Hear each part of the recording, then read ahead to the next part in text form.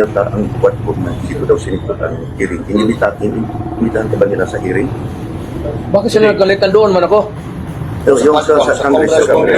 Congress sa Quadcom. Sa court ko. Nasa Senate. Sa Quadcom na. Hindi sa Senate, yung sa court ko. Mga congressman ako. Kasi inimitahan ka daw, pero attorney Kilcra. Galit sila? Galit sila kasi hindi ka daw suko. Hindi ka daw sumipon. Sinong galit sa akin? Yung nagsabi si Abante, saka yung si Dan Fernandez, at saka si Sipain ko sila, sabihin mo. Tangina. Pera nila. Wala na akong pera eh. Nagpamasahe ako doon. I am living on my retirement pay. I never... Kayo taga Davao kayo, lakin kayo, kababata tayo dito. Wala akong extra money na sa bangko na lahat sweldo ko yan, pati yung retirement ko. Sila pa ang galit ngayon. Buang. Pag sinabi pang ipakuntin ka daw. Sige daw. Si Paduano nagsabi, kaniha daw.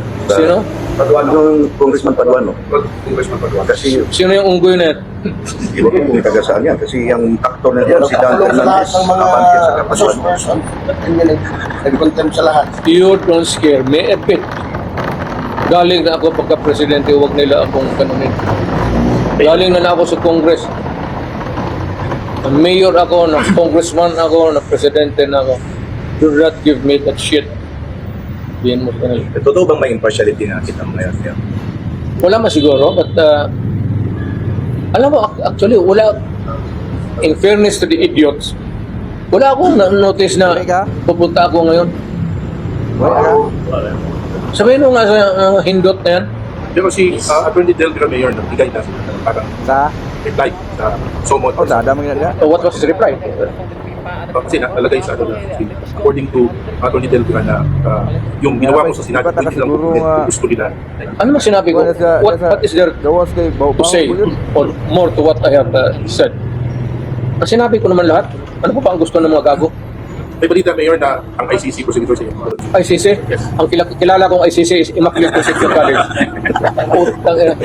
Sabihin mo sa ICC. I'm addressing to the ICC. Pumunta kayo dito, bitayin ko dyan ko sa Akasya. Luo nila. Ibang issue. Pwede ba magbigay ang Senate ng transcript ng statement Yes, statement ng sa ICC? Pilipinas. They will do that. Well, it's up to them. Are you posing a question or are you informing me? They're informing you that they are Giving all the giving all the, they will give the transcript now to ICC. It's a possibility. Well, go ahead. Be my guest. Mr. President, Yes. if in case the Quadcom Hindi na ako presidente. Rudy Duterte. Mayor, if in case the Quadcom will invite you, bigyan ka nilang ng pamasahe, are you still willing to be there to attend the Quadcom? May katakot? May maganda bang member dyan sa Quadcom?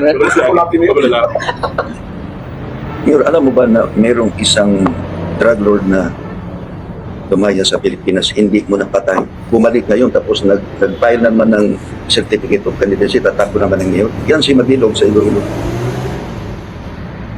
Nasa listahan mo yan na drug lord eh. Kaya sumibat sa Amerika. Tama. Ngayon nagbalik. Si Mabilog. Nag-file na naman certificate of candidacy, tatakbo ng ngayon sa pati si Kevin Espinosa. Mga drug lords na ngayon. Yes. Yung mga drug lords sa panahon mo. Sige, kasi may panahon man na walang drug lords. Ngayon, panahon na ng drug lords. Totoo yun, panahon na yung drug lord. Ako retired na. Ayaw ko nang gumulong. Hindi na ako magpreparado magipag-away. Hindi naman ako takot. But ayaw ko na kasi tapos na ang panahon na binigay ng Diyos sa akin. I was given the responsibility of being mayor, of being a prosecutor, mayor, president. Hindi, I cannot be the guardian of my people for all. Pero bakit mo pang gustong bumalik ka? Ayaw ko na. Ayaw ka na rin pumatay. Kasi At yung mga vlogger, daming mga vlogger ngayon, gusto, Duterte, may iba din. wala na ang kamay ko. Nagtigas na ako. Ayaw niya pero ang mga tao gusto siyang ipalit. Ayaw ko na. Mga tao Hindi ko na. gusto. Mga vlogger din. Sabi nga ako na, I would again refer you to the Bible. There is always a time for it. Time to be gone. There is a time to be mayor, and time to kill, and a time to be peaceful, and a time to be at peace with God. Huwag na nila akong gawin, just don't fuck with me. Kasi kung kalkalin pa ako nila sa ginagawa ko na trabaho, at putang ina, talagang babarilin kita, pero sabihin mo na, hindi ko na trabaho eh. Huwag mo lang akong takot-takutin dyan, paing kita.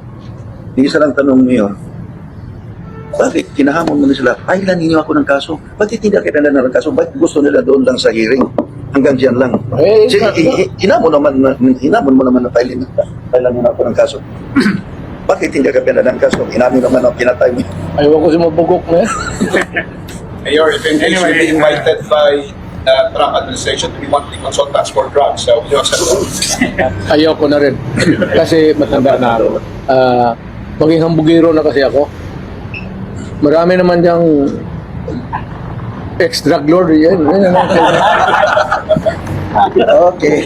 Anyway, final question po ngayon. The issues against you in both the Senate and in the House is always focus on extrajudicial killing and double death squad.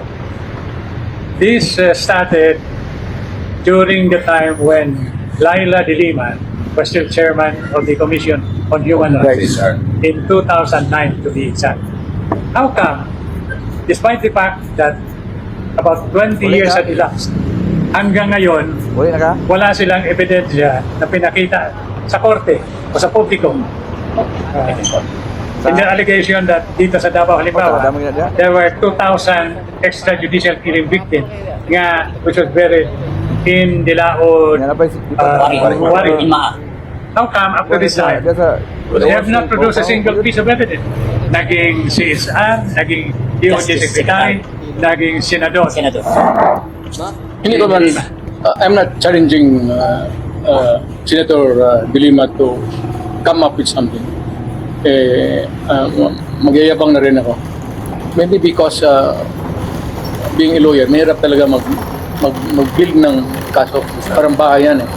Start a poste, yung, tapos you get to the wall and then to the roof. Mahirap talaga lalo na gaya ko ngayon. Wala man akong naalaala na pinatay ko na nabanhaw. Na nag-resurrect. Hindi biro.